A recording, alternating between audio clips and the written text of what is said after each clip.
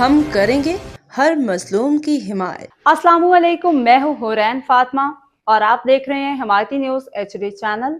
نظر ڈالتے ہیں آج کی اہم خبروں پر۔ کراچی عابد خان آفریدی کی رپورٹ۔ شاہراہ قائدین کے قریب ایک شخص نے پل سے لٹک کے اپنی جان خطرے میں ڈال دی، جس سے علاقے میں خوف و ہراس پھیل گیا۔ شاہدین کے مطابق مذکورہ شخص پل کے کنارے لٹک کے مسلسل ایک ہی مطالبہ دہرا رہا تھا: کامران خان ٹیسوری کو بحال کیا جائے۔ واقعے کی اطلاع ملتے ہی پولیس ریسکیو ٹیمیں فوری طور پر موقع پہ پہنچ گئی اور صورتحال کو قابو میں کرنے کی کوشش کی۔